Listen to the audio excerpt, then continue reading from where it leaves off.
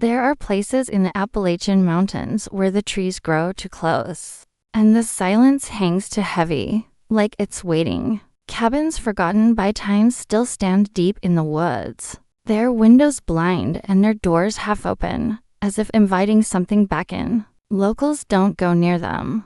Hikers don't mark them on maps. But some of us, we're drawn to what we shouldn't find. These aren't ghost stories. These are the things people whispered about just before they vanished. And tonight, we're opening the door. You're watching Farcical Fears, where we don't just tell horror stories. We uncover the ones no one else will. If you dare to look into the shadows with us, subscribe now and keep your light low. It's time to begin. Let's move to our first story. I don't think I've ever spoken about this out loud, but maybe it's time. This happened in the summer of 2004, when I was 17, old enough to think I was invincible, stupid enough to prove it. My uncle used to own a patch of forest land in southern West Virginia, close to the Kentucky border. He had a hunting cabin there, built decades before I was born. It wasn't on any real road, just an overgrown trail that took a four-wheeler and a lot of luck to find.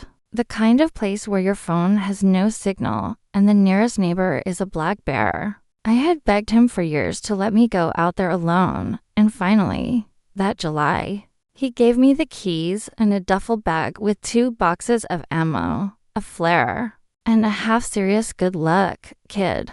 The plan was to stay 3 nights. Just me, a journal, and the quiet. The first day was normal, peaceful, even. I set up a small fire pit out front and cooked canned chili. Read an old paperback I found on the cabin shelf. Night came fast in those woods.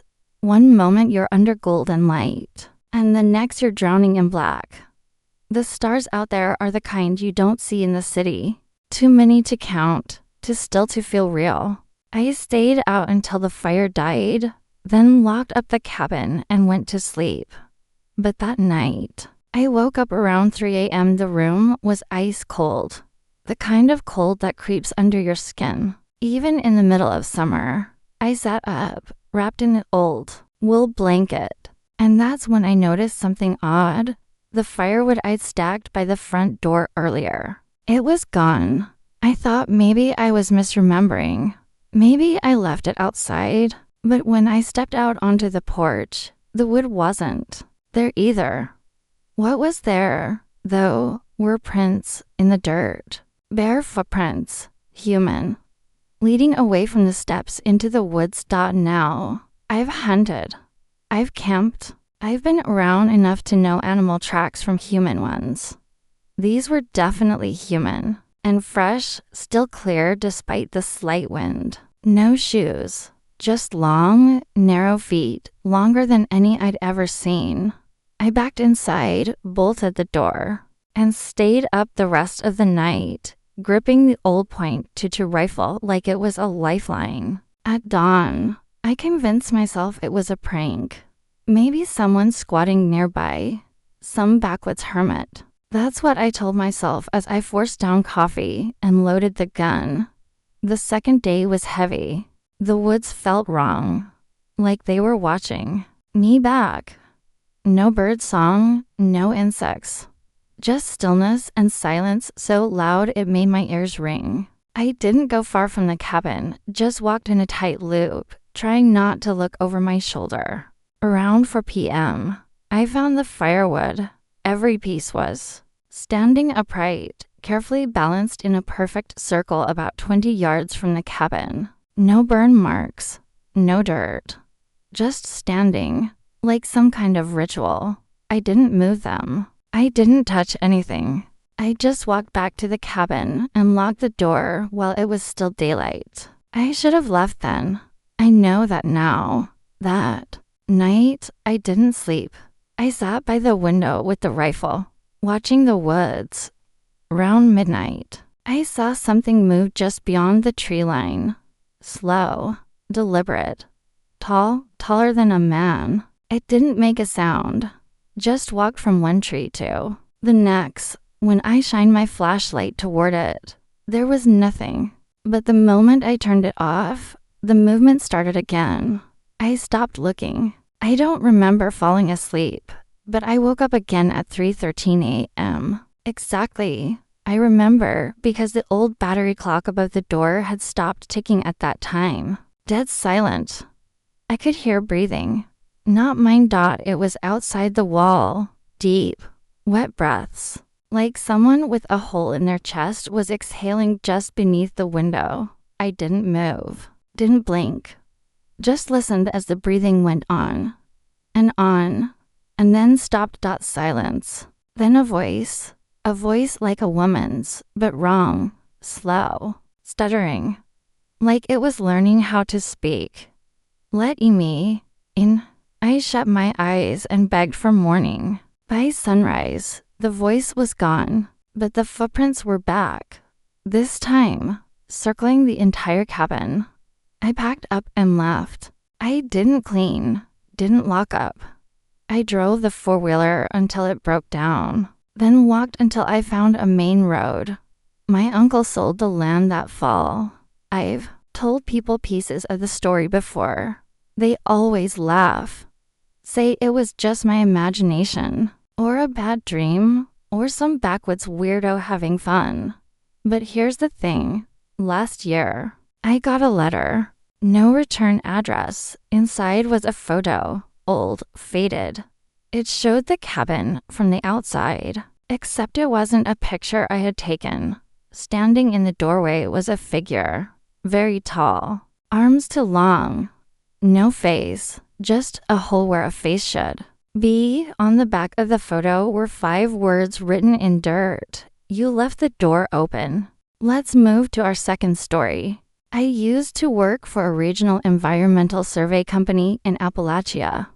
You know, the kind that checks for gas leaks, water quality, and maps remote terrain for government contracts. Most of the job was routine. Log the land, test the soil, report anything unusual. But there was one survey I did in late October of 2011 that I still can't talk about without sweating. Our team had been assigned to a forgotten stretch of land deep in the Blue Ridge region. Privately owned, hadn't been registered or inspected in over 50 years.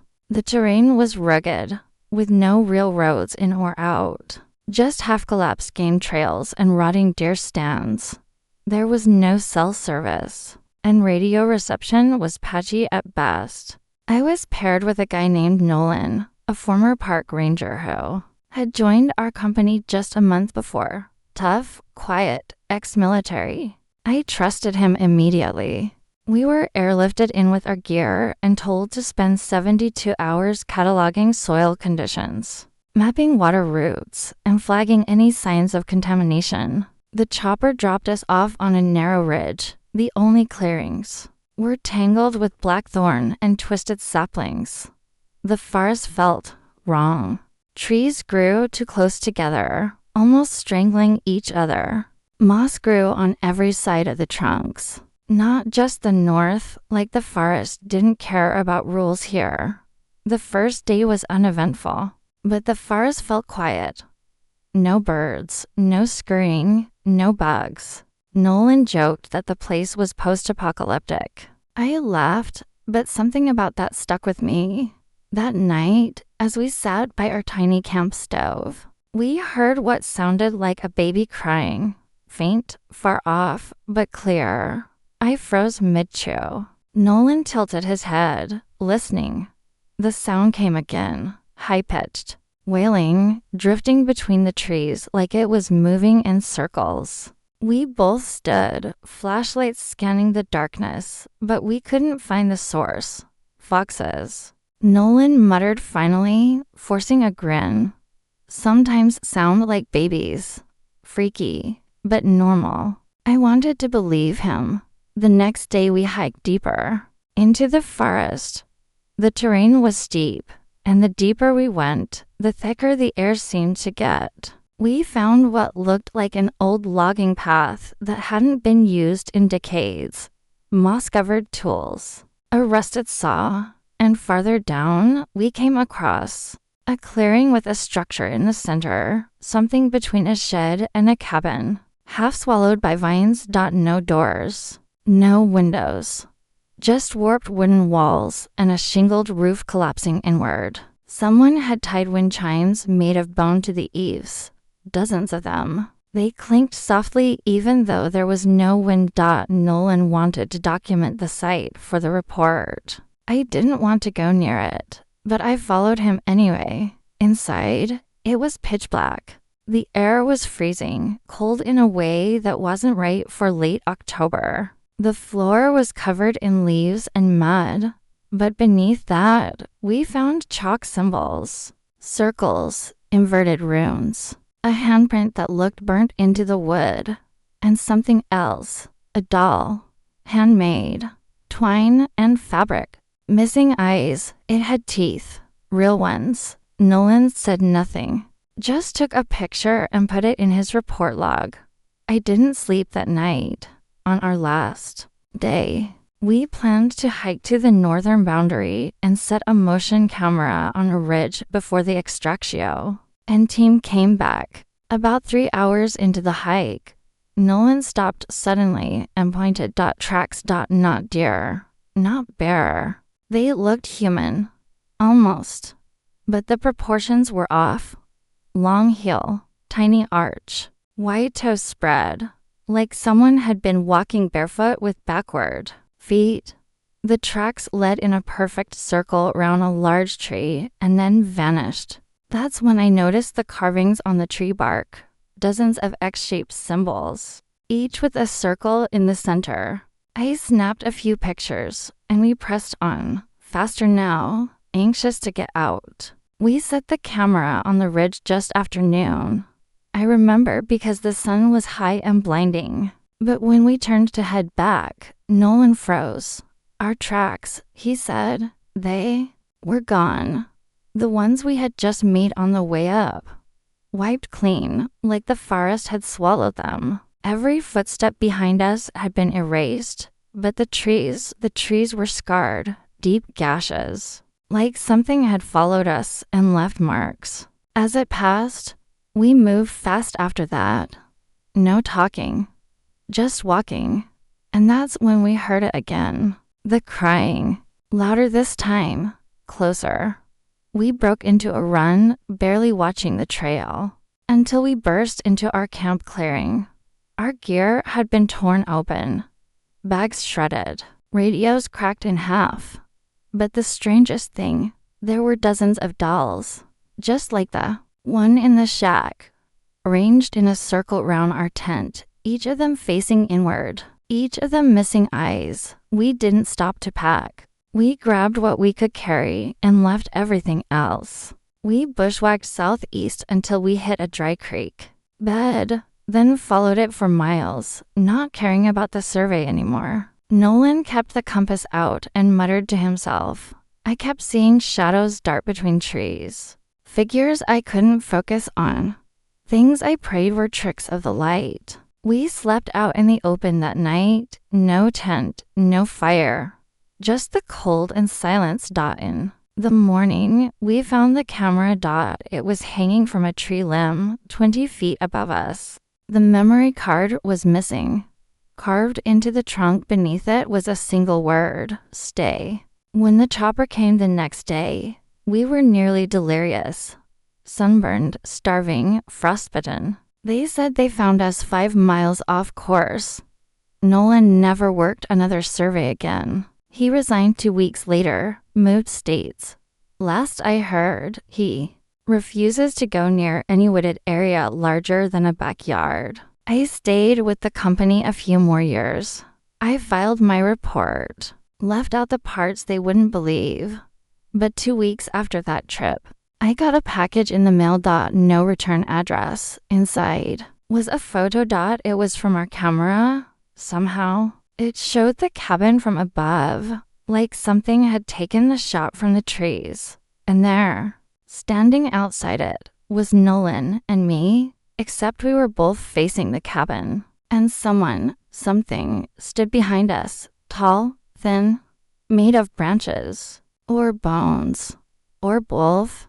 Its hands were resting on our shoulders, and its face was made of dolls. Let's move to our third story. This one came from a man named Ellis R.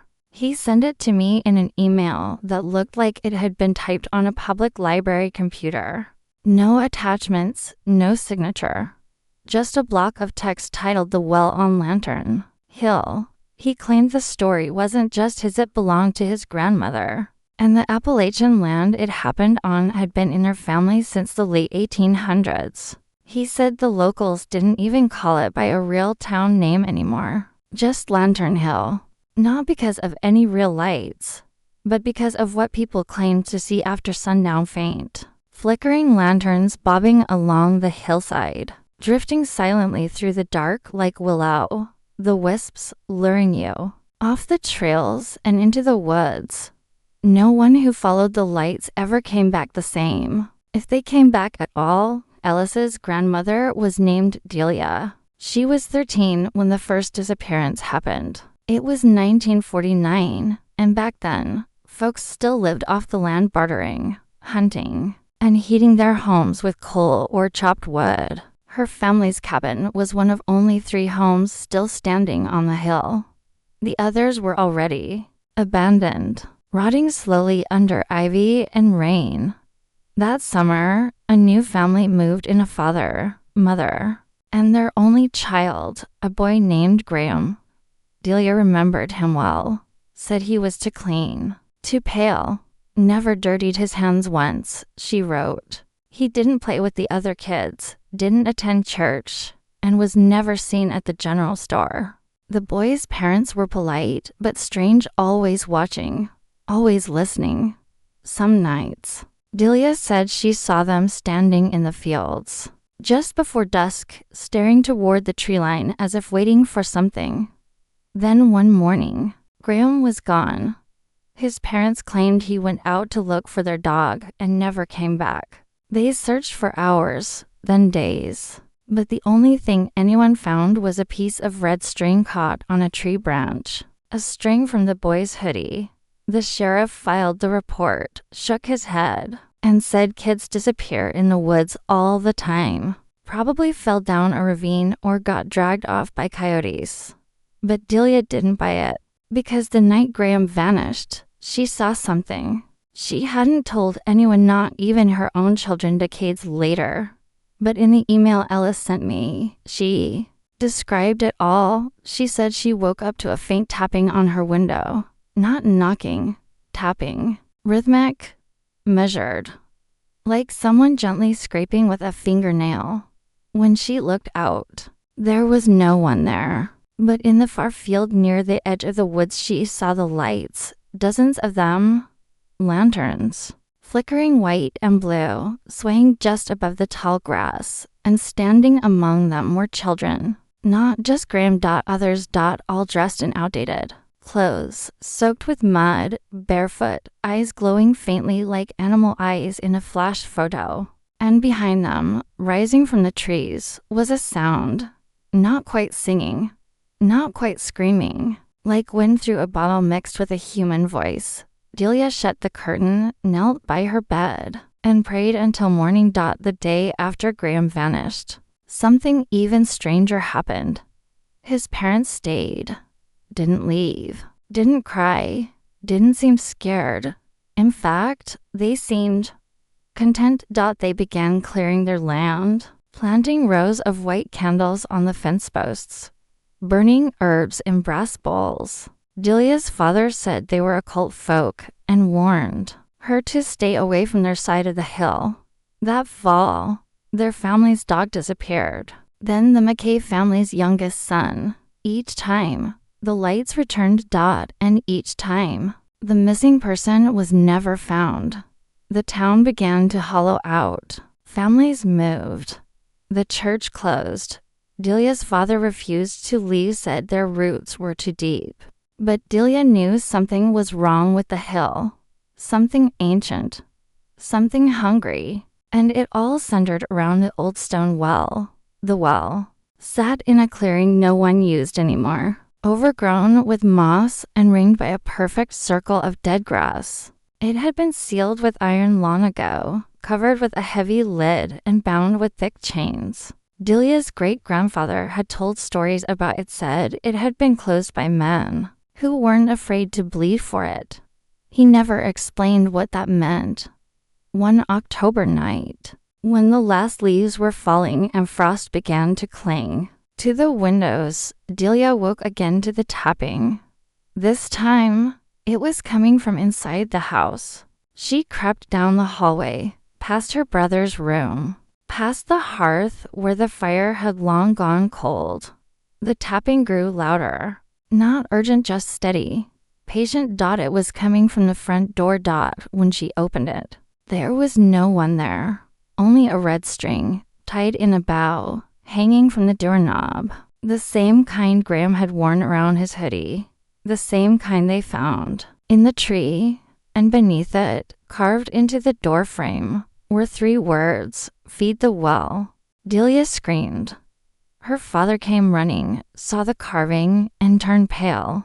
Without a word, he gathered his shotgun and a lantern and left the house. He didn't come back until morning. That winter, the land fell silent. No animals, no birds, no footprints in the snow but their own. Then in January, the well was found open. The chains had been broken, not cut, snapped, as if something had risen from within and bent them apart. The McKays moved out the next day. Delia's family packed within a week. Only Graham's parents stayed. Ellis said his grandmother never saw them again. Years later, after she'd grown, married, and moved to Ohio, Delia returned to the hill with her husband. She wanted to show him the place she grew up, maybe get some closure. But the land was gone. Not sold, just erased. The road up to Lantern Hill had collapsed in a landslide, and the forest had swallowed the trails.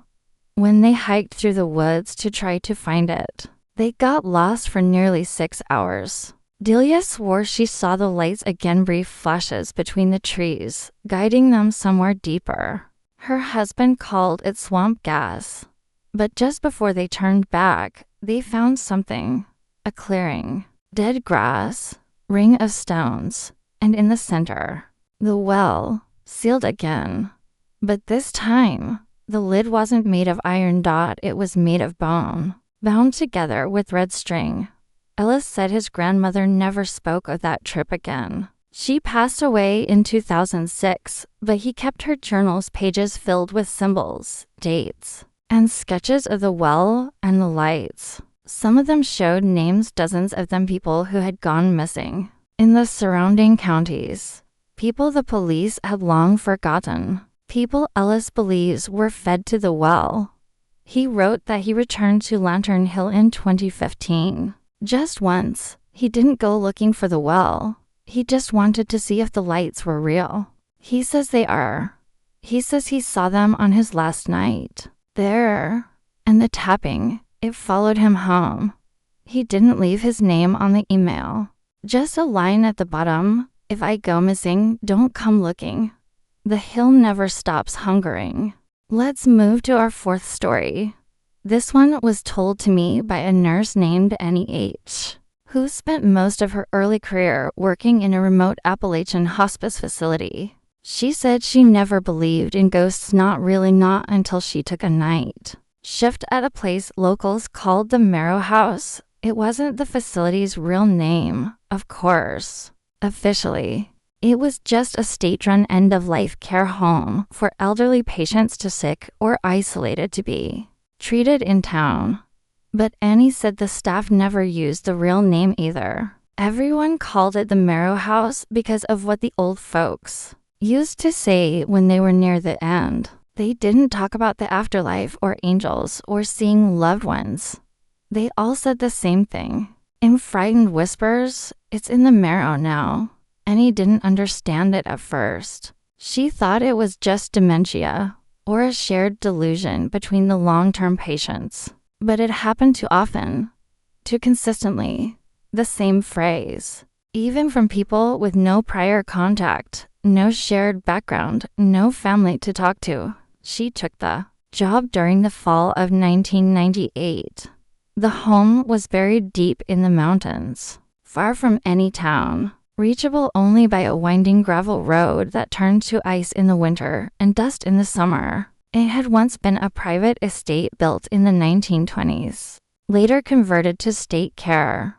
The building was tall, narrow, with long halls and a wraparound porch that groaned every time someone stepped on it. It still smelled like cedar, pipe smoke, and antiseptic. Her second week on the job, Annie was assigned to a patient named Mr. Felix Ward. He was 87, nearly blind, and refused to sleep with the lights off. Said the dark wasn't empty anymore. She asked what he meant. He took her hand, leaned in, and whispered, "It's in my bones now, deep. I feel it chewing." That same night, Felix woke the entire floor with his screams. She ran in to find him pointing to the ceiling, shrieking, his eyes wide with a terror that didn't belong to someone half blind. He kept yelling something over and over, something she couldn't make out at first. When she leaned closer, she realized he was saying, "Don't let it take my marrow." He died the next morning. But that was only the beginning. A week later, she began to notice something strange in the charts, a pattern. Almost every patient who passed in the last year, whether from cancer, heart failure, or simply old age, had one odd thing in common. Their blood work before death showed a sudden drop in white blood cell count. It was always dismissed as normal decline. But Annie had her doubts. She asked the head nurse, a woman named Carla, about it. Carla didn't blink. She just said, "Stop asking." But that night, Carla left the facility during her break and never came back. Her car was found at the bottom of a ravine 3 miles down the hill. No signs of struggle. No note. The next day, a new patient arrived, a man named Luther Kane. He was mute, emaciated, covered in bruises that looked like something had grabbed him tightly around the arms and ankles. But there were no broken bones, no internal damage, just bruises. And his bones, they looked strange. X-rays showed thinning marrow, like something had been slowly eating away at it from the inside. The doctor called it late-stage aplastic anemia. Annie called it something else. One night, while doing rounds, she passed Luther's room and heard whispering. Except he couldn't speak. The voice was deep, wet, like something gurgling up from a pipe. She opened the door quickly, thinking maybe someone else had come in. But the room was empty. Only Luther, asleep and sweating, his sheets soaked through, mouth slightly open. That's when she saw it, a shadow on the far wall, not cast by anything in the room, just their dotted pulse. She blinked, and it was gone. From that night on, Annie began to feel it too. The ache in her joints, the sudden weight in her chest, the dreams. She said the dreams were the worst part. In them, she'd be walking the halls of the Marrow House, only everything would be quiet. Too quiet. No machines, no patients, just the slow ticking of a grandfather clock somewhere deep in the walls. And then the sound, a clicking, like bones being cracked in a giant fist. Then a whisper, "You've fed it. Now it feeds you." After 3 weeks of this, Annie was ready to quit. But before she could submit her resignation, she received a call from the state board. They wanted to review her notes and the recent incident reports from the Marrow House. Apparently, she wasn't the first to raise concerns. When the board came to inspect the facility, they brought forensic examiners. They exhumed one of the recently buried patient's, Felix Ward. Inside his coffin, his body was intact, but his bones, hollow. Every long bone, his femur, humerus, ribs was empty. No marrow, like it had been drained. Not naturally, surgically, or worse, fed on. The facility was shut down the next day, but that didn't stop the dreams. Annie said she still felt it in her legs, in her spine, a slow draining, like something burrowing through her core. She went to doctor after doctor, but no one could find anything wrong. Then, in 2001, she vanished for 6 days. When she was found, she was wandering barefoot in the woods behind the old estate, now overgrown and padlocked. Her feet were torn up, her lips blue, her hands clenched so tight her nails had pierced her palms. She wouldn't speak for days. When she finally did, she told her sister that the Marrow house isn't empty. She said it still lives there, and it's always hungry. Some say it began as a parasite, something ancient and buried deep below the hill, awoken when the house was built. Others say it was summoned by a long-dead resident who practiced Appalachian death magic, binding the spirit of starvation itself to the foundation. Annie doesn't claim to know. She only says this: it starts as a chill, then your bones feel hollow. Then you stop dreaming, because it dreams for you. She moved away, changed her name, but every year, on the anniversary of the inspection, she mails a letter to the state board. It only ever says one thing: you didn't seal it. You only slowed it. I tried to follow up. I reached out to the records department, tried to find any trace of the facility. The building had been demolished in 2005, but here's the strange part. The land it stood on has never been resold. Not. Even to the state. It's listed in the archives as structurally unstable. But every few months, someone still reports strange lights on the hill, and worse, clicking, like something snapping bones in the dark. Let's move to our fifth story. This account was submitted by a former park ranger named Thomas Griggs, who worked along the Appalachian Trail from 1995 to 2002. Thomas was one of those lifelong outdoorsmen, no-nonsense, steady nerves, a man who respected the woods but never romanticized them. He'd seen hikers get lost, wildlife encounters go bad, even the occasional unexplained disappearance. But nothing, he swore, prepared him for what he experienced near a stretch of forest just outside the town of Laurel Creek, West Virginia. Locals called it Dead Switch Hollow, and they said once you heard the click, it was already too late. He didn't believe in legends, not back then, and certainly not in curses or haunted trails.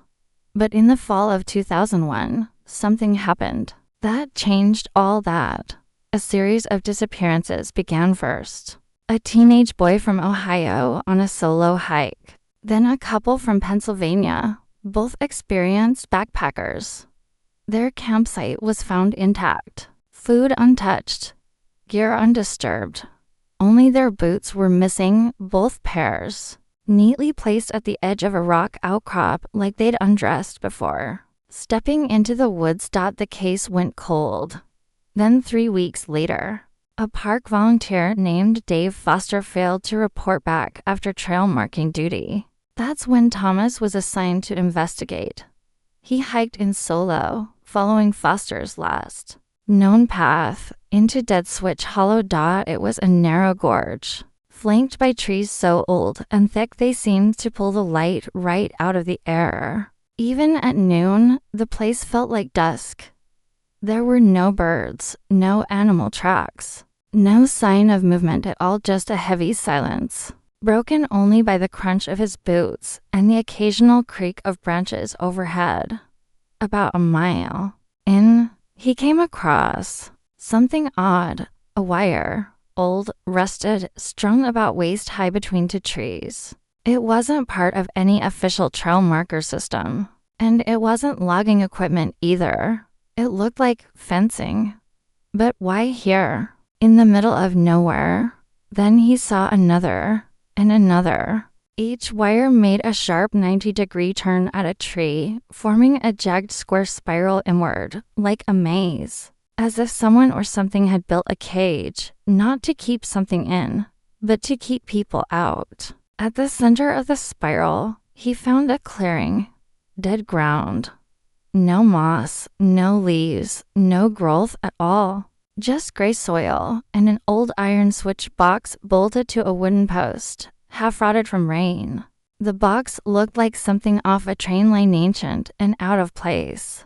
Its handle was wrapped in what looked like weathered leather strips, stained dark. As Thomas approached, he felt something wrong.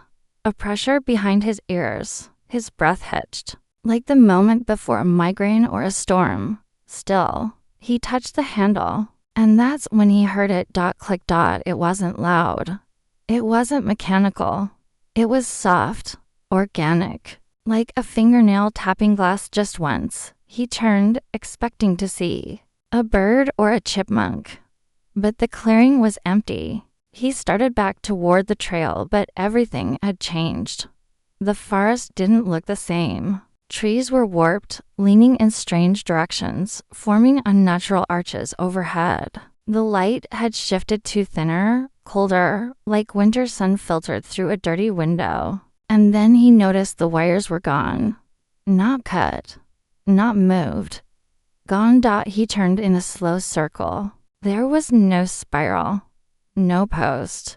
No box. And then another click. Closer. This time, he shouted, called for Dave, for backup, for anyone. But the forest swallowed his voice. He radioed dispatch, but all he got was static.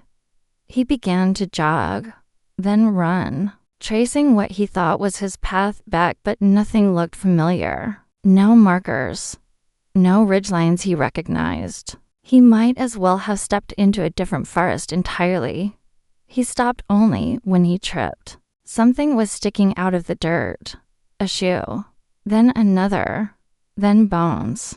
But they weren't buried. They'd been placed neatly ranged in a spiral, like a ceremonial pattern. He backed away, but that's when he saw the figures. At first, they looked like hikers. Maybe 5 or 6 of them, standing at the tree line, watching, wearing tattered clothes, some with hats, backpacks, just barely human shapes. But they didn't move, didn't blink. And each time he looked away just for a second, they got closer. He started walking backward, gun drawn, heart thudding, and then click, they vanished. He turned and ran. Didn't stop until he reached a fire road hours later and flagged down a passing ATV patrol. When he returned with backup, the clearing was gone. The wires, the bones, the box gone. But the footprints remained. Dozens of them, barefoot, circling the site in that same spiral pattern. The report was filed, quietly. No official cause of the disappearances was determined. Thomas was placed on leave. He never returned to Laurel Creek. But here's where it gets stranger. In 2004, a historian named Edith Mallory contacted Thomas after reading a brief footnote about the Dead Switch holocase in a back issue of a forestry journal. She told him she had found records in a defunct railway company's archive from the 1870s. It turns out there was a switch box in that forest once, a manual redirect for a spur line meant to carry coal down the ridge. But it was dismantled after only a few months of use, following a series of accidents, derailments, mutilations. Men said they heard whispers in the trees every time they pulled the switch. Claimed they saw pale figures walking the tracks at night, long after the last train had gone through. The rail company abandoned the project and sealed the records. Edith believed the box wasn't just metal and gears. She said it was ritual tekka, kind of machine used in Appalachian folk magic to reset the path between life and death. In other words, a trap. Something designed not to switch trains, but to switch souls. Thomas asked her if she thought the box still worked. She told him, only if someone touches it. But here's the thing. In 2010, long after he retired, Thomas went back. He didn't tell anyone. Didn't leave a note. He just parked his truck at the ranger station and walked into Dead Switch Hollow one. Last time. He was never seen again. But 3 months later, hikers discovered something strange near Laurel Creek. 6 neatly placed hiking boots, arranged in a perfect spiral, toes facing inward. In the center. An old rusted switch box. Handle up. And if you listen closely, Thomas's niece says she did. During a visit to the site on the 10-year anniversary, you'll hear it. Just once. Click. Let's move to our 6th story. This account came from a man named Isaac Whitaker, a former contractor who specialized in restoring historic structures in the Appalachian region. In the early 2000s, Isaac was hired for a job near Burnt Hollow, a remote, mostly forgotten stretch of land nestled deep within the Virginia mountains. He was contracted by a private client, an out-of-state landowner, who had inherited a family cabin there and wanted it stabilized, not renovated. Just keep it standing, they'd said. The job came with an unusually large deposit and a peculiar clause in the contract: do not remove or alter anything inside the cellar. At first, Isaac thought nothing of it. He was used to eccentric clients and old mountain properties with odd rules, family heirlooms, religious altars, ancestral rooms no one dared disturb. But Burnt Hollow was different. From the moment he arrived, the air felt thick. The trees leaned inward unnaturally, as though bracing against something that never came. And the cabin was wrong. It stood at the end of a single winding path, partially sunken into the earth like it was being pulled back into the mountain. The exterior logs were stained with black streaks that hadn't come from rain or mold. There were scratch marks on the doorframe, not claw mark scratches, long and thin, as if something had dragged a nail down the wood again and again until it became routine. Isaac arrived on a Wednesday. By Friday, he wanted to leave. The first 2 days were spent assessing the foundation, which was already shifting from decades of frost and neglect. Inside, the place smelled like iron and ash. A permanent soot-black layer coated the hearth and surrounding stones, but there was no fireplace. Just the blackness, like something had burned there for a long time and been scrubbed away unsuccessfully. But the strangest part of the cabin was the silence. There were no creaks, no insects, not even the usual sighing of old wood adjusting to temperature, just stillness. Isaac said it reminded him of a house holding its breath. He didn't touch the cellar. Not at first. The door to it was bolted from the outside with 3 locks.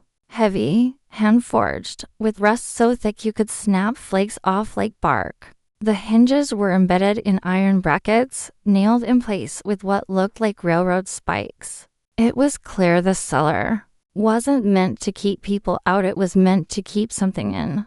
Still, curiosity gnawed at him. On the 3rd night, unable to sleep, he examined the door again. The top lock was etched with symbols, Appalachian sigils, he later learned.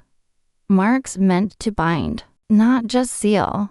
As he traced one with his finger, something shifted behind the door. Not a knock. Not a scrape. A breath, deep and slow, as though something was exhaling.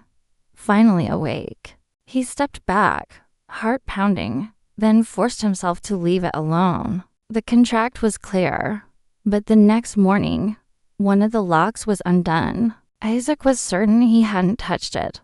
No one else had been there. The camera he set up at the door just for peace of mind had gone dead sometime during the night. The footage, corrupted. Nothing but static and a low hum that seemed to buzz right under the skin. By the 5th day, things got worse. Every time he stepped inside the cabin, the air grew heavier. Tools went missing, then reappeared in places he hadn't left them, like his hammer, which he found embedded halfway into the wall, handle first, like someone had tried to push it through solid wood. The scratching started on the 6th day. Always. At night, always under the floorboards. Long, dragging nails across beams and joists. Not fast, like rodents. Slow, intentional. Like someone trying to write something. Isaac began to notice numbers in the walls carved faintly into the wood paneling. All the same, 1842. The year, he assumed. But no matter how many he counted, they kept multiplying, carved anew each day, in places he hadn't seen before. He eventually found one carved on the inside of his truck door. By the 7th day, sleep was impossible. When he finally opened the cellar, it wasn't curiosity that drove him. It was desperation. The sounds, the shifting of shadows in daylight, the feeling of something watching from beneath the floor, it was too much. He pried the last 2 locks free and opened the heavy door.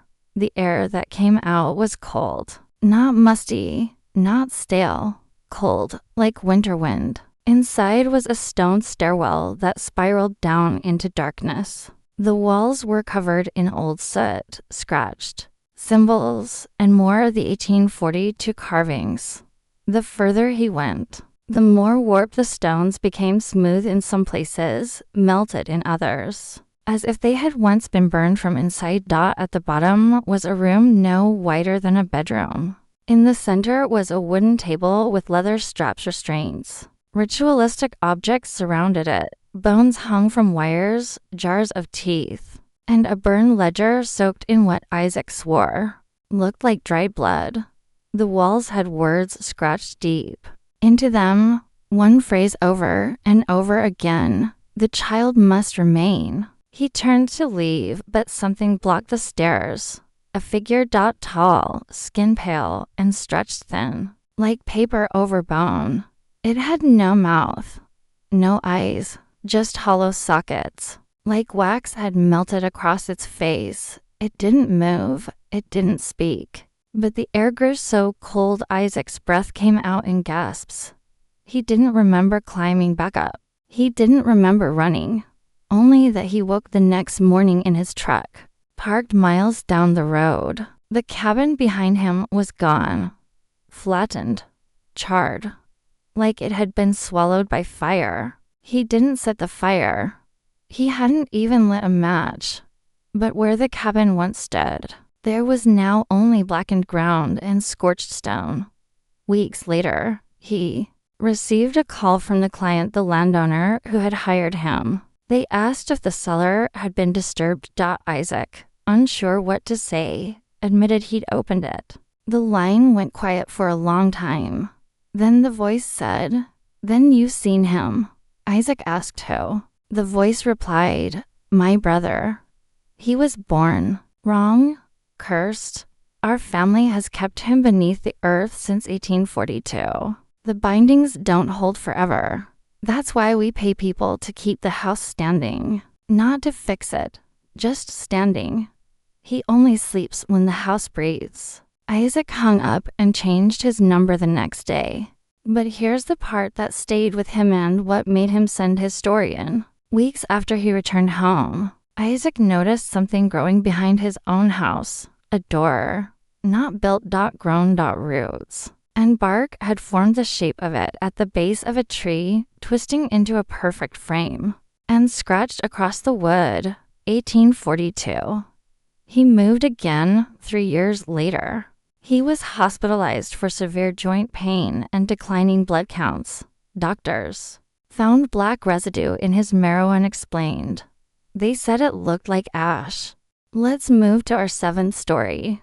This one comes from a woman named Dana Rourke, a forensic technician who lived and worked in a small town tucked inside the Appalachian spine of eastern Kentucky. Dana was known locally as practical, no nonsense, and deeply skeptical of anything she couldn't quantify. She handled evidence in violent crime scenes across 3 counties and had developed an iron stomach and a detached attitude. So when she decided to tell her story shaking, pale, and without her usual sarcasm, it spread fast. She never came back to work after it. And the story she told It started with a misfiled human jawbone and ended in something that can only be described as a breach in reality. It began in April of 2014, when an anonymous box showed up at the small evidence processing unit in Bell County.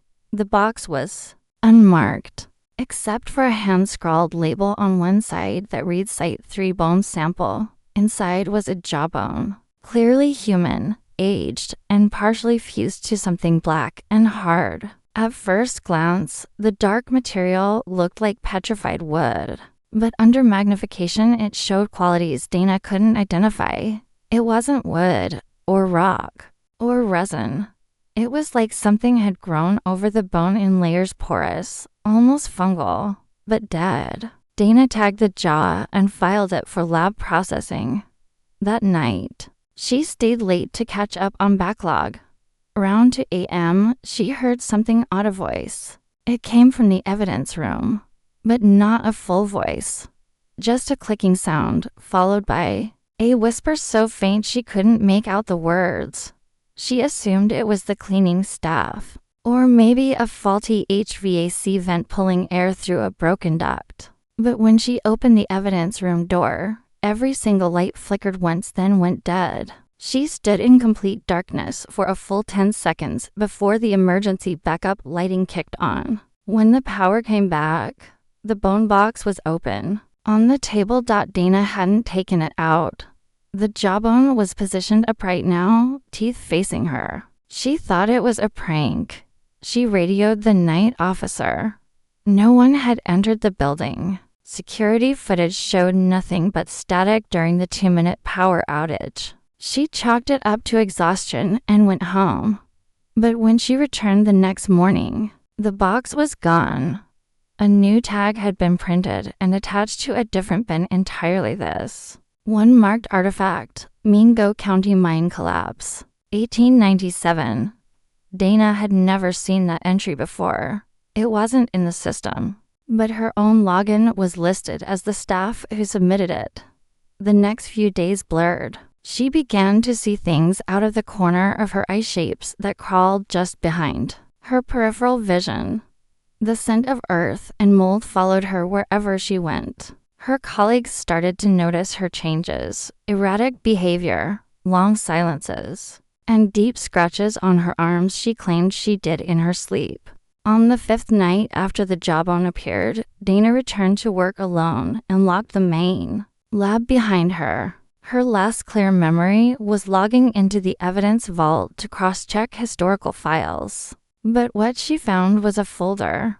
Buried in restricted archives, a physical file labeled Suture Sites. It documented 6 locations across Appalachia where non-standard skeletal remains had been found over a span of nearly 130 years. Each marked with the same anomalies: bones fused with an unidentified black compound, signs of spontaneous mutation in human DNA, and a pattern of behavioral decay in individuals exposed to the remains.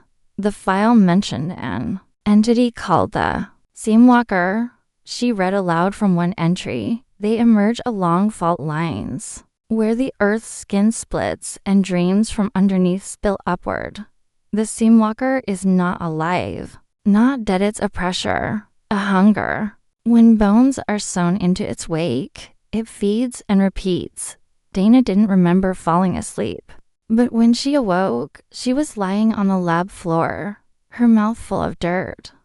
Literal earth, rich, black Appalachian soil, as if she had fallen face first into a field. But she was still inside the lab. And the jawbone gone again. Only one note was left on the table. It read, "We are stitched into something larger." Dana went home and started digging.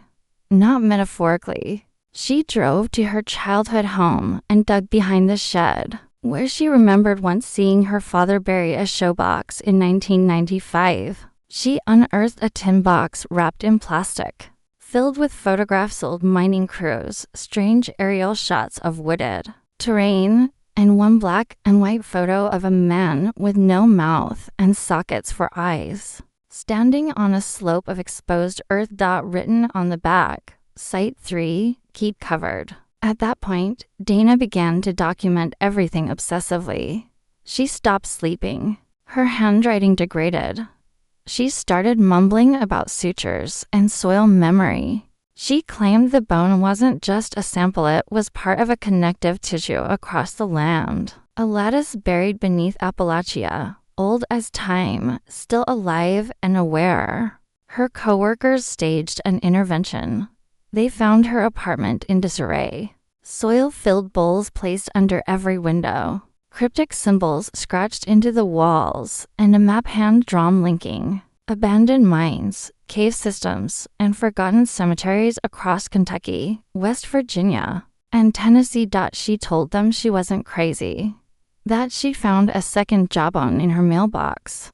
That she'd heard a voice inside her bones, telling her the suture line was spreading. That once every 27 years, something beneath the range shifted and the mouths reappeared. No one believed her. Until a week later, when a sinkhole opened in downtown Pineville, swallowing a car dealership and exposing a massive underground cavern. Inside were remains, human and otherwise, covered in black, root-like material. Forensic results were never made public. But Dana disappeared 2 days later. Her car was found near Pine Mountain State Park, door ajar, keys still in the ignition. The only clue was a printout she had marked up with red ink. A geological survey of underground coal veins that eerily matched her hand-drawn suture map.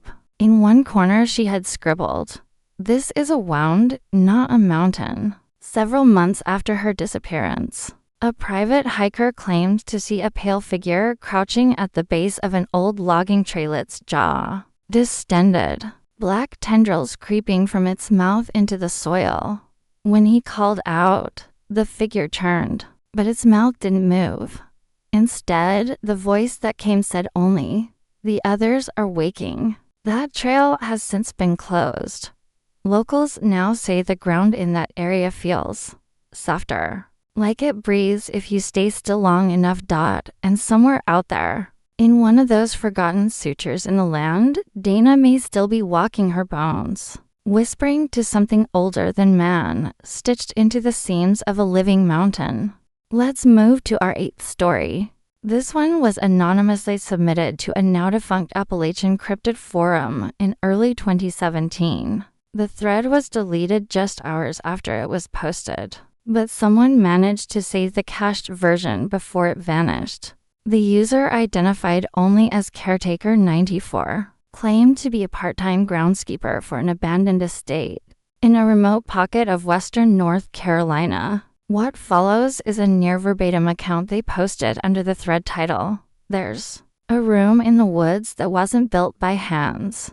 Caretaker 94 had taken the job after his cousin, a local property surveyor, recommended it. The estate in question was located beyond a gated gravel road that hadn't seen a vehicle in over a decade. The main house, once a hunting lodge for a wealthy Virginia family, had collapsed in on itself from rot and mildew. His job was simple: clear brush, keep the gate locked, and occasionally report to the holding company that still paid the taxes on the land. He described his first few weeks as dead quiet.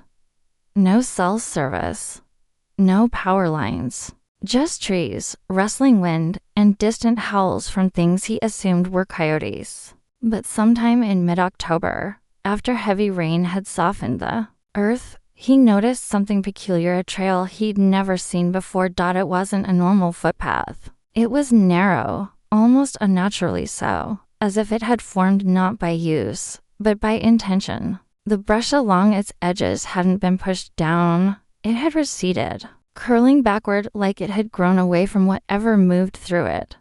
Against better judgment, he followed the trail for nearly 40 minutes. It wove deep into the thickest part of the woods, where the trees grew so close they seemed to lean on one another. That's when he saw it, a doorframe standing by itself in the middle of a clearing. No walls, no structure, just a frame for posts, weathered, splintered, barely holding upright. And behind it, nothing, just more forest. He approached it, thinking it might be some art installation or boundary marker.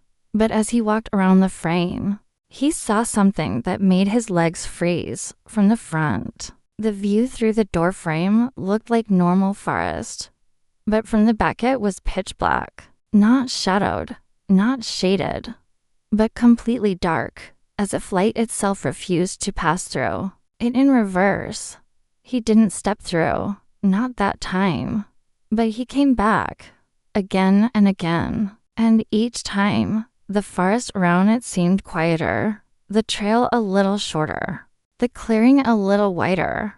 Once, he placed a stick through the frame and pulled it back. The end was charred and damp, like it had touched something else entirely.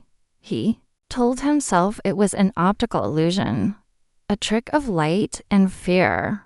But the more he returned, the more his body began to change. He said his fingernails grew brittle, like bark. His skin itched constantly, but never showed a rash. His dreams became soaked in static like walking through mist with no memory of having legs. One night in late November, curiosity got the better of him. He waited until after sunset, lit a lantern, and stepped through the frame. What he described next sounded more like a memory than an experience. He said the forest disappeared, not all at once, but piece by piece. The trees folded away like shadows being erased. The sounds fell silent, not quiet, silent.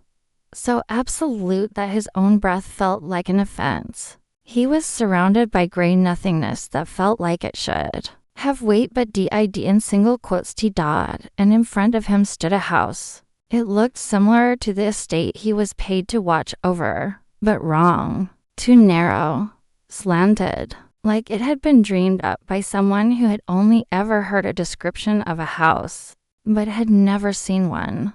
The windows were uneven, some round, others stretched vertical. The chimney dripped like wax. The front porch was lined with figures still, tall, faceless. He walked inside. He didn't mean to. His legs moved without his consent. The interior was damp and heavy with mildew, but not the kind of mildew from mold. This smelled like decay in ideas. The wallpaper pulsed slightly. The floorboards groaned even when he didn't step. He heard whispers, but they weren't in words. They were made of sounds you only hear when you're alone for too long, like your house settling, or a breath you swear isn't yours. The walls bled with memories not his own. Images flashed in the corners, a man carving symbols into his chest, a child crying without a face, a figure standing in a tree's reflection, but not in front of it. The house didn't show him ghosts, it showed him roots. Something ancient lived beneath the forest. The door wasn't an invitation, it was a mouth. And the house just a tooth in something vast. He ran, or tried to. The moment he turned, the hallway stretched. The doorframe back to the forest was still there, but it kept shifting, twisting, blinking out of existence when he looked directly at it. Finally, in a desperate lunge, he jumped toward it and woke up on the forest floor with blood on his palms and dirt in his mouth. He never returned to the frame again, but he said it followed him. For weeks after, every mirror in his trailer began to fog from the inside. His dreams grew longer, more vivid, until one night he woke up outside, on his porch, standing barefoot in the cold. He was whispering something over and over. The door forgot I left. Caretaker 94 ended his post with a warning. He said the door moves, that it doesn't stay in the clearing, that it appears to those who look at a stretch of woods too long without blinking, that it waits for curious minds and tired hearts, people who are too alone or too worn down to resist stepping through. He claimed he found another one in Virginia just last year. He didn't touch it, but he said the same figures were standing on the porch of that crooked house, still watching, waiting. Some users in the forum responded, mostly with skepticism. One claimed it was an elaborate creepypasta, Another said it sounded like a tulpan idea that had grown sentient. But one comment stood out. A user simply named Roomkey17 posted, "You saw the first tooth. There are more. Don't sleep in wooden places." And then they deleted their account. To this day, people still report odd clearings in parts of North Carolina and West Virginia. Spaces where the trees pull back and sound dies. Where light feels false and insects won't crawl. Locals say if you see a freestanding door in the woods, walk away. Don't blink. Don't try to look at it from both sides, because that's not a door at all. It's a rehearsal. And something very old is waiting for us to walk through and forget the way back. Let's move to our 9th story.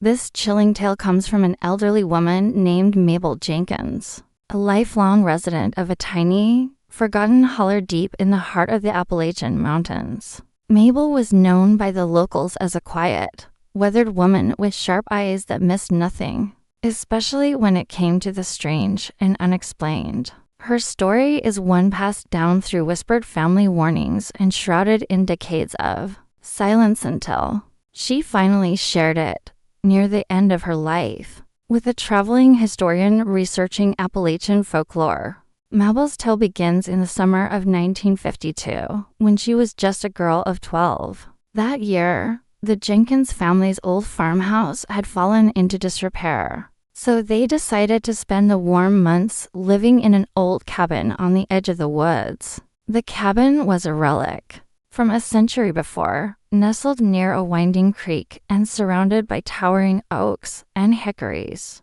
It had no electricity or running water. Only a rusted stove and a cellar door secured with a heavy iron latch. From the very first night, Mabel sensed something was off about the cabin. The wind seemed to moan in a peculiar way, almost like a low chant. Shadows moved with an unnatural slowness, and the creek's babble often sounded muffled or distant. Her parents dismissed her worries as childish fears. But the unease was impossible to shake. One afternoon, Mabel's older brother, Earl, ventured deeper into the woods than usual. He was an adventurous boy, used to exploring, but he returned with a story that unsettled everyone. He claimed he'd found a large stone altar deep in a clearing, surrounded by strange symbols etched into the rocks and twisted roots. The altar was slick with moss and something dark, almost like dried blood. Earl said he had been watching from behind a tree when he saw figures emerge from the woods. They were cloaked in tattered garments, faces obscured, carrying torches that cast flickering light over the altar. They began chanting in a language Earl couldn't understand. He hid until they left, then raced back home, pale and trembling. That night, the cabin's air grew thick with a smell like burnt sage and something sour like rotting fruit. Mabel lay awake listening to the wind's chant, now unmistakably human, voices murmuring just beyond the tree line. The following days were marked by strange occurrences. Objects moved on their own. Footprints appeared in the dirt around the cabin, footprints too large and too deep for any known animal. The family's livestock grew restless and sickly. Earl's behavior changed as well. He became quiet and withdrawn, often staring at the woods as if seeing something invisible. One morning, Earl vanished. He left no note, no sign of struggle. His boots were found neatly placed at the edge of the creek, toes pointing inward, just like the footprints. Mabel and her parents searched for days, but he was gone without a trace. In the weeks that followed, Mabel became increasingly convinced that whatever Earl had stumbled upon was not of this world. She began hearing whispers in the woods, low, hypnotic voices calling her name. The shadows seemed to reach out when she passed by. Her dreams were haunted by the altar, the chanting, and faceless figures beckoning her deeper into the forest. One evening, unable to resist, she followed the voices to the clearing Earl had described. The stone altar was still there, bathed in pale moonlight. Around it lay a circle of bones, bleached white and arranged with ritual precision. The air was cold and heavy, thick with unseen eyes watching. Suddenly, the figures appeared again, this time turning towards her. Their faces were gaunt, eyes hollow, mouths stretched in silent screams. Mabel felt paralyzed as one extended a hand, its fingers long and brittle like twigs. She was pulled forward, but just as she crossed the altar's threshold, a force stopped her. It was the voice of her mother calling her name, breaking the spell. The figures recoiled and vanished into the night. Mabel fled home, her heart pounding. She never spoke of the altar again, but the memory stayed with her, growing heavier with each passing year. Decades later, Mabel shared that the Jenkins family never returned to that cabin. They abandoned the property and moved away, leaving the woods and whatever lurked within to their own devices. Locals now tell tales of the altar in the woods and the chanting that can still be heard on moonless nights. Some say it's a curse placed on the land by forgotten settlers. Others believe it's an ancient gathering place for a restless spirit or forest deity. Mabel's final warning was clear. Stay away from the stones, child. Some places don't want you to find them, and some voices don't want you to answer. Let's move to our 10th story. This chilling account was shared by a man named Caleb Turner, a lifelong resident of a small Appalachian town in eastern Tennessee. Caleb worked as a logger and occasionally took on odd jobs helping clear old homesteads deep in the forest. His story begins in the winter of 2011, when he was hired by a local historian to retrieve artifacts from a decrepit cabin hidden miles off the nearest road. What Caleb found there would haunt him and the entire town for years. The cabin was isolated, perched on the edge of a frozen ridge overlooking a narrow valley. Its logs were blackened by decades of weather and neglect, and the roof sagged under the weight of ice and snow. Caleb arrived just as a fierce storm was rolling in, the kind that traps you in place and forces you to reckon with what's inside. The historian wanted any documents, tools, or heirlooms left behind before the cabin was demolished. As Caleb stepped inside, he immediately felt a weight pressing down, not physical, but a sensation of something watching, waiting. The air was stale, heavy with the scent of burnt wood and something metallic. The floor was littered with debris, broken furniture, and shards of glass. In one corner, he noticed a large, rusted metal box chained shut, covered in strange symbols scratched into the surface, triangles intersecting with circles, and lines forming patterns he didn't recognize. Caleb's first priority was the documents, but as he rifled through moldy papers and faded letters, he began to notice subtle changes around him. The temperature dropped sharply, his breath visible in the icy air despite the cabin's enclosed walls. Shadows in the corners thickened, and whispers floated just beyond hearing. Later that evening, Caleb was alone in the cabin, the storm howling outside. He felt compelled to unlock the metal box. The chains yielded with surprising ease, and inside he found a small, ornate wooden box carved with runes. The box was heavy, and inside it lay a faded journal bound in cracked leather and tied with a black ribbon. The journal belonged to a man named Jeremiah Hill, a hermit and rumored witch who lived in the same cabin nearly 150 years earlier. Caleb began reading the entries by lantern light, becoming engrossed in the story of a man tormented by voices and visions, who chronicled his descent into madness as he tried to contain something he called the shadow beneath the pines. Jeremiah wrote of a presence that seeped into the forest floor, a darkness that crept between the trees and whispered secrets to the lonely. He claimed it demanded sacrifices, tokens of blood and bone, to keep it from rising fully into the world. The last entries were frantic, written in a trembling hand. describing how Jeremiah sealed the box with runes and vowed never to open it again. As Caleb read, a sudden noise startled him, a scraping sound from beneath the floorboards. He froze, heart pounding. The whispers grew louder, forming words he couldn't quite catch.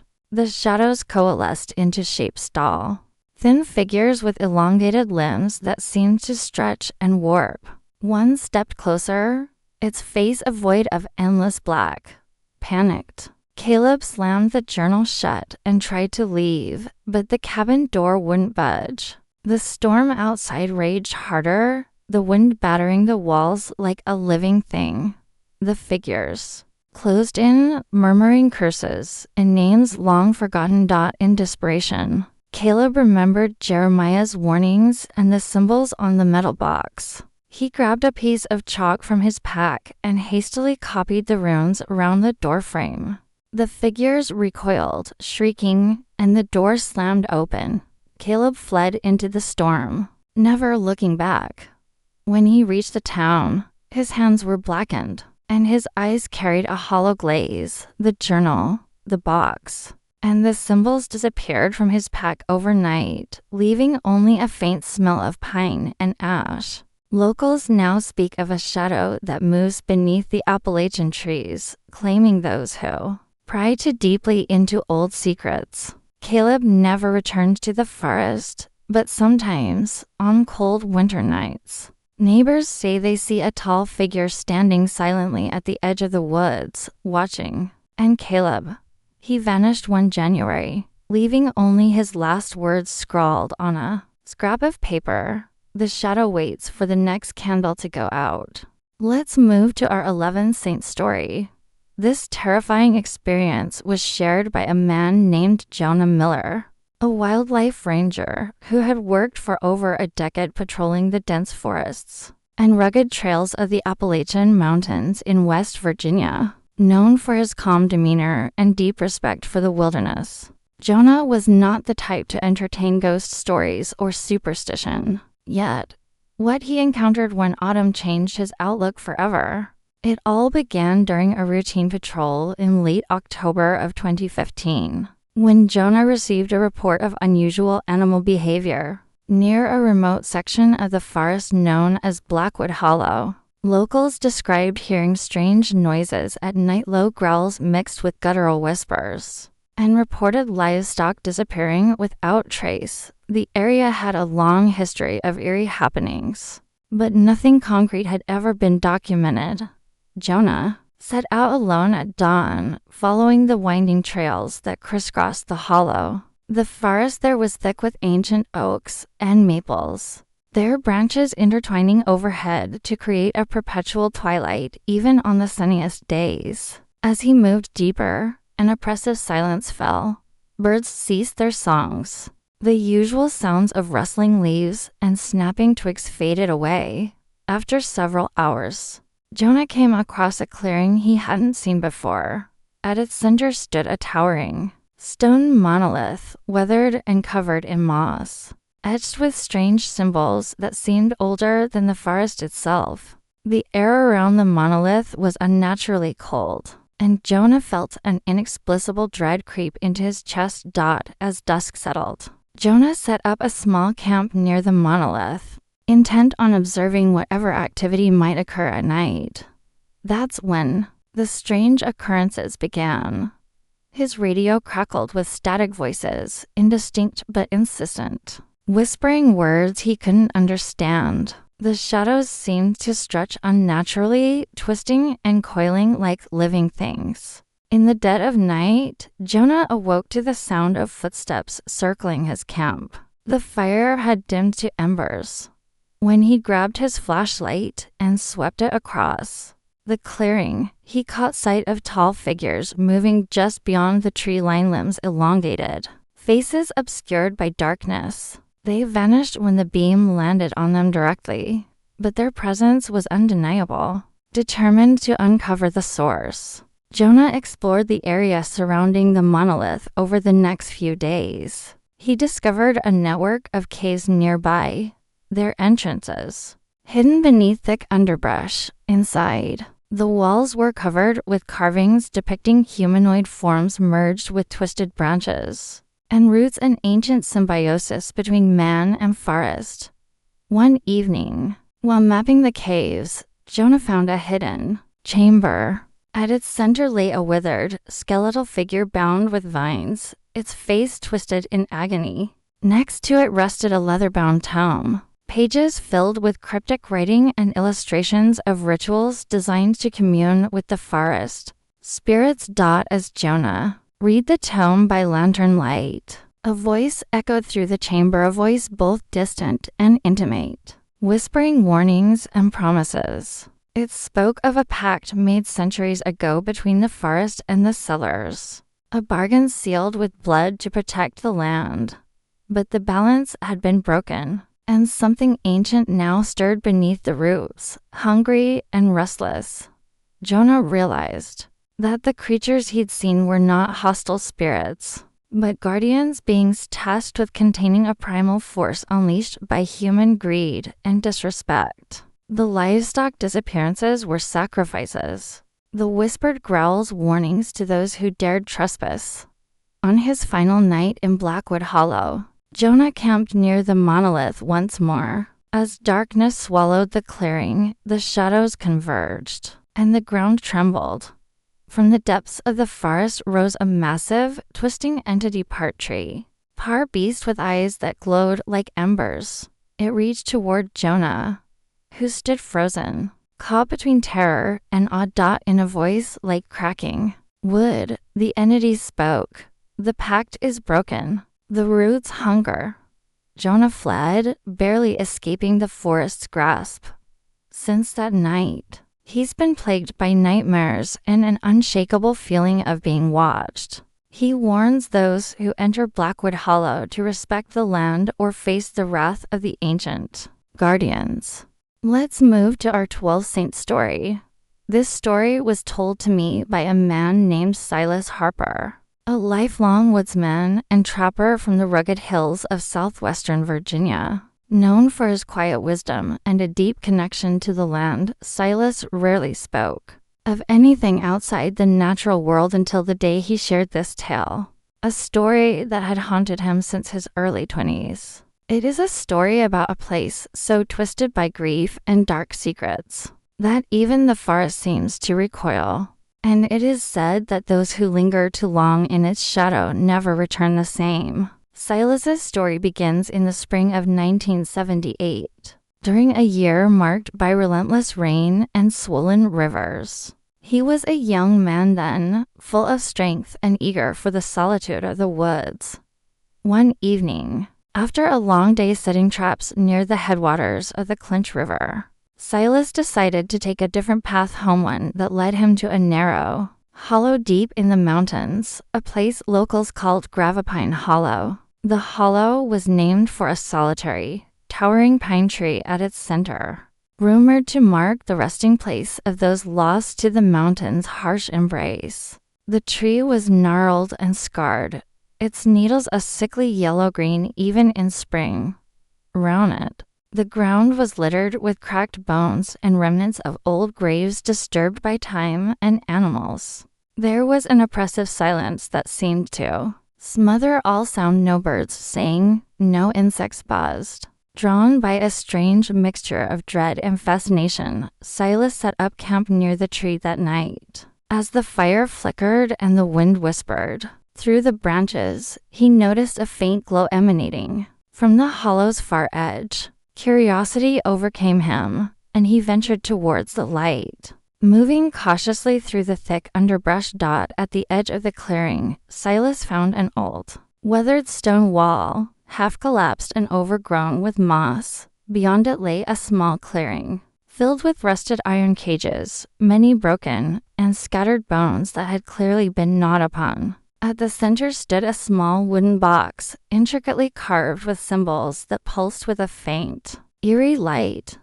Silas's hands trembled as he approached the box, sensing something unnatural about it. As he reached out, the glow intensified, and a cold wind blew through the hollow, carrying with it a chorus of low, mournful wails. Suddenly, A voice spoke not aloud, but inside his mind a whisper filled with sorrow and warning. It told him of a curse placed upon the hollow centuries ago, when settlers trapped a vengeful spirit known as the Hollowed One within the earth beneath the pine. The cages were once used to imprison those who tried to appease the spirit with sacrifices, but the Hollowed One's hunger grew stronger with each passing generation. Silas tried to leave, but the forest shifted around him, paths twisting and turning until he found himself back at the pine tree. The whispers grew louder, filling his ears with names and cries from the past. Shadows moved beneath the soil, and the earth itself seemed to pulse with a dark life. For nights, Silas remained trapped in the hollow, plagued by visions of ghostly figures reaching out from beneath the ground and the endless sound of chains dragging through dirt. He heard stories of families torn apart, children vanished without a trace, and the endless hunger of the Hollowed One, feeding on grief and fear. Determined to break the curse, Silas began searching for a way to free the hollow from its torment. He consulted old tomes, sought the advice of local elders, and even ventured into dangerous parts of the forest believed to be touched by dark magic. His search led him to a reclusive woman known only as Mama Yates, rumored to possess knowledge of the old ways. Mama Yates lived in a shack built into the roots of an ancient sycamore tree, and her eyes held the weight of centuries. She told Silas that the Hollowed One was not simply a restless spirit, but a manifestation of the mountain's sorrow born from the blood and tears of those who had suffered and died unjustly. The only way to end the curse, she said, was to perform a ritual of unbinding during the rare blue moon, when the veil between worlds was thinnest. The ritual required a willing sacrifice to replace the hunger of the Hollowed One and release the trapped souls beneath the hollow. Silas wrestled with the truth of the sacrifice. He knew it would demand everything, but the thought of leaving the hollow to consume more innocent lives was unbearable. On the night of the blue moon, Silas returned to Gravapine Hollow with Mama Yates and a small group of trusted friends. They gathered at the pine tree, chanting prayers and lighting candles etched with ancient symbols. The air grew thick with tension, and the ground trembled beneath their feet. As the ritual reached its climax, the earth cracked open, revealing a swirling abyss filled with faces twisted in anguish. The Hollowed One rose from the depths, a monstrous figure woven from roots, bones, and shadow, its eyes burning with eternal hunger. Silas stepped forward, offering himself as the sacrifice. The spirit's gaze locked onto him, and for a moment, the hollow was silent. Then, a roar echoed through the mountains as the Hollowed One pulled Silas into the abyss. The earth sealed behind them, and the pine tree's needles turned a vibrant green for the first time in centuries. The curse was lifted, but the price was high. Silas's friends never saw him again. But sometimes, on quiet nights when the wind carries the scent of pine and earth, they swear they hear his voice whispering through the trees, warning travelers to respect the mountain and its ancient secrets. And Gravapine Hollow, once a place of torment and sorrow, now stands silent and still, its dark hunger finally at rest, but forever marked by the sacrifice of one brave soul. Let's move to our 13th Saint story.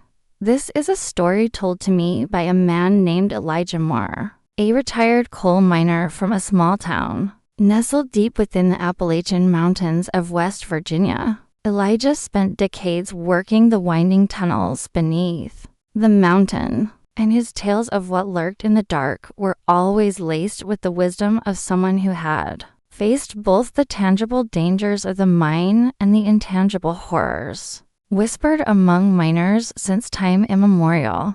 This story, however, was unlike any other he'd ever shared, a chilling encounter from the depths that blurred the lines between reality and nightmare. It began in the winter of 1984, during one of the coldest seasons on record. The coal mine, where Elijah worked, The old Stonebridge mine had been in operation for nearly a century, carving deep into the heart of the mountain. It was a dangerous place. Rockfalls, methane gas, and the ever-present threat of collapse meant every miner respected the mountain's wrath. But none of these dangers compared to what Elijah and his crew would face that winter. One day, as Elijah and his team were laying new tracks deeper into an unexplored section of the mine, their equipment struck something unexpected. A thick, iron door embedded into the stone wall. It was unlike anything they'd ever seen, covered in strange carvings and symbols that looked almost ritualistic. The door was rusted shut, but their supervisor ordered them to pry it open. Curiosity and duty outweighed caution. When the door finally groaned open, it revealed a narrow passageway descending further into darkness. The air that escaped was thick and stale, carrying an unsettling chill. Elijah's crew hesitated, but the supervisor, eager to explore, led the way with lanterns flickering. As they moved deeper, the mine walls changed. The rough stone gave way to smooth surfaces covered in ancient glyphs, and the faint echoes of their footsteps were joined by distant sounds, whispers, sighs, and the faint clinking of chains. The passage twisted and turned until they reached a vast cavern, its ceiling lost in shadow. In the center of the cavern was an altar made of black stone, smeared with dried blood and surrounded by bones, human and animal. Hanging from the walls were strange talismans made from teeth, feathers, and rusted metal. Elijah felt a profound sense of dread settle over him. Suddenly, the lanterns flickered and went out, plunging the group into complete darkness. Panic surged through the men as they fumbled to relight their lamps. When the lights returned, one of the miners was missing. Calls and shouts echoed through the cavern, but there was no sign of their missing comrade.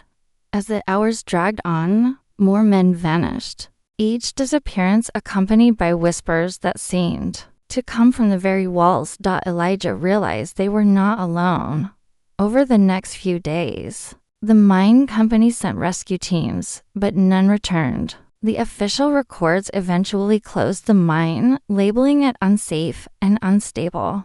Yet the locals knew better. Stonebridge mine had become a tomb, swallowing those who dared to delve too deep.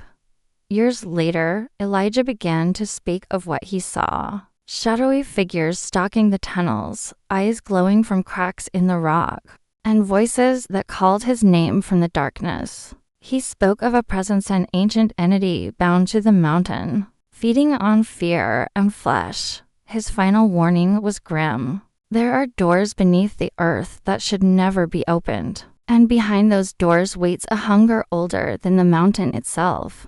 Let's move to our 14th saint story. This story was shared with me by a woman named Clara Whitaker, a historian and folklorist who spent years researching the forgotten towns and settlements hidden deep within the Appalachian Mountains. Clara's work often led her into places where the boundary between past and present felt thin, but nothing prepared her for what she uncovered in the abandoned village of Miller's Hollow, a place whose very name seemed to whisper warnings on the wind. Miller's Hollow had once been a thriving mining town in the late 1800s, nestled between two ridges thick with ancient forest. Like many such towns, it rose quickly and fell just as fast when the coal seams ran dry. Today, all that remained were crumbling foundations, rusted mining equipment, and stories of disappearances, madness, and a curse that had haunted the community from the start. Clara first heard of Miller's Hollow from an elderly man in a nearby town who spoke of a place where the dead walk and the living vanish. Intrigued, she set out to find the remains, determined to uncover the truth behind the legends. Upon arrival, Clara found the village swallowed by the forest, nature reclaiming what man had left behind. The silence was profound, broken only by the occasional creak of rotting wood and the distant call of a crow. As she explored, She noted strange symbols carved into door frames and trees markings that bore no resemblance to any known language, but seemed to pulse with a malevolent energy. Her first night in Miller's Hollow was uneasy. The wind howled through the broken windows, and faint whispers echoed from the shadows. Clara felt eyes watching her, though she saw nothing. Her dreams were filled with flickering images of a woman in a faded dress, her face twisted in grief, wandering the streets in search of something lost. Over the following days, Clara documented her findings and interviewed locals who dared speak of the Hollow. They told her of a family, the Millers, who had settled the area, bringing with them a dark secret, a pact made with an otherworldly entity to ensure prosperity. The price was steep and hidden in the town's history, a cycle of sacrifice and madness that kept the land fertile but cursed the souls who lived there. One evening, Clara discovered a hidden cellar beneath the remains of the old mill. The air inside was thick and cold, and the walls were covered in more of the strange symbols. At the center lay an altar, stained dark with age, surrounded by rusted tools and relics. It was clear this place had been used for ritual, but to what end? As she studied the altar, the air shifted. A presence filled the room, ancient, hungry, and sorrowful. Clara felt herself pulled into a vision of the past. Witnessing the Millers last night, she saw shadows moving between the buildings, screams piercing the night, and the final, desperate act of a mother offering her child to the entity in a bid to save what remained of the town. The vision left Clara breathless and trembling. She realized the curse was not just a story, but a living force, bound to the land and feeding on the suffering of those trapped within its grasp. Determined to end the cycle, Clara sought out the oldest relic she could find, a rusted iron key said to unlock the door between worlds. With it, she planned a ritual to sever the town's ties to the entity. On the night of the ritual, the forest around Miller's Hollow came alive with whispers and shadowy figures. Emerging from the trees, the ground trembled, and the sky turned an unnatural shade of red. Clara began the incantation, her voice steady despite the terror rising around her. As the final words left her lips, a violent wind tore through the hollow, scattering leaves and debris. The entity screamed a sound of anguish and rage before vanishing into the darkness. The curse lifted, but at a terrible cost. Clara was found days later on the outskirts of the forest, her hair streaked with gray, eyes wide with horror, and her voice barely a whisper. The Hollow remembers. It never forgets. Miller's Hollow remains abandoned, but locals say on certain nights, when the wind howls just right, you can hear the faint cries of the lost and the soft, relentless whisper of the Hollow, waiting for the next soul to wander too close. Let's move to our 15th saint story. This is a story told by a man named Jeremiah Clark, a lifelong Appalachian woodsman and historian, whose family roots run deep into the hollers and mountain trails of eastern Kentucky.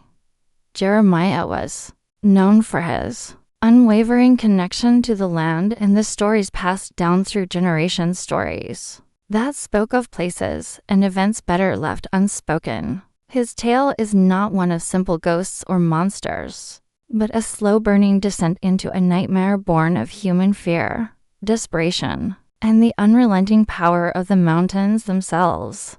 It begins in the autumn of 1969, when Jeremiah was a young man, barely out of his teens, eager for work and adventure. He took a job with a logging crew tasked with clearing an area of dense forest along the edge of Pine Ridge, a region infamous for its wildness and mysterious disappearances. The old logging company was eager to harvest the timber, but the locals whispered warning stories of men who vanished, strange lights in the trees, and voices that called to travelers from deep within the forest. Jeremiah's crew camped at the edge of the ridge, setting up tents and preparing for weeks of hard labor. The forest was thick and tangled, with ancient oaks, maples, and pines towering overhead. Yet despite the beauty, an eerie stillness hung in the air, broken only by the occasional distant howl of a coyote or the rustling of leaves under unseen feet. From the very first night, Jeremiah felt an unsettling presence. Strange sounds echoed, in the dark, soft murmurs that seemed almost like voices, and a faint glow that appeared far in the distance between the trees, vanishing whenever he approached. Other men in the crew began to speak nervously of shadows that moved on their own, and eyes that watched silently from the underbrush. One morning, the crew discovered one of their own missing Tommy Griggs, a burly man known for his strength and stubbornness. There was no sign of a struggle, only his boots left neatly by the riverbank, toes pointing inward as if arranged by unseen hands. Panic rippled through the camp, and the men spoke in hushed tones of the woods taking what's owed. Jeremiah volunteered to search for Tommy, pushing deeper into the forest alone, following faint tracks and strange symbols carved into tree trunks. As he ventured farther, the landscape changed. The trees grew denser, the light dimmer, and the air colder. Strange carvings appeared everywhere, circles intersected by lines, eyes, and twisted faces, as if marking territory or warning TRESPASSERS. Hours later, Jeremiah stumbled upon a clearing with an ancient stone circular relic left by long forgotten peoples, perhaps Native American or something older. The stones were worn, but arranged in a deliberate pattern, with a flat altar in the center stained dark with age. Surrounding the circle were remnants of old fires and bones, some human, some animal. Suddenly, a chill ran down Jeremiah's spine as a voice whispered his name from the shadows. Turning, he caught a glimpse of a figure cloaked in tattered rags, face obscured by a hood, standing motionless just beyond the circle's edge. The figure vanished when he blinked. Returning to camp, Jeremiah warned the men, but they dismissed his story as fatigue and superstition. That night, strange dreams plagued Jeremiah, visions of a dark presence beneath the forest floor, waiting, hungry. He dreamt of the figure in the clearing, who reached out with skeletal hands and spoke of a debt owed, a pact broken long ago. Over the next days, the crew suffered more losses. Men disappeared one by one, each leaving behind strange symbols etched on their belongings and skin. Whispers echoed from the trees, and a creeping dread settled over the camp like a suffocating fog. Desperate for answers, Jeremiah sought out the oldest residents of the nearby town, hoping for lore that might explain the horrors. He learned of a local legend, the Wraith of Pine Ridge, a spirit born from the sorrow of settlers who had perished in the wilderness, bound to the land by a curse forged in blood and betrayal. It was said the wraith demanded sacrifices to keep the forest alive, or else it would claim the souls of those who disturbed its rest. Jeremiah realized the logging had disturbed sacred ground, awakening something ancient and vengeful. Determined to survive and save the remaining men, Jeremiah returned to the stone circle on the next full moon, seeking to confront the wraith. Armed with knowledge from old grimoires and blessings from a local preacher, he performed a ritual to bind the spirit and end the curse. The forest around him seemed to come alive, shadows twisting into monstrous shapes, winds carrying screams of the lost. The wraith appeared, a horrifying amalgam of sorrow and rage, its eyes burning with unnatural fire. Jeremiah stood firm, chanting the incantations, the circle's stones glowing with ancient power. The wraith lashed out with tendrils of shadow, but Jeremiah held the ground, calling upon the mountain's strength and his ancestors' spirits. After a night of terror, the dawn finally broke, and the wraith was forced back into the earth, sealed once more beneath the stones. Jeremiah returned to the camp, but the forest was silent to silent. Only a few men remained, their eyes hollow with fear and exhaustion. The logging company abandoned the project, and Pine Ridge was left to the shadows once again. Jeremiah carried the weight of what happened for the rest of his life, warning others to respect the land and the old ways. He often said that the mountains keep their secrets, but some secrets are better left buried.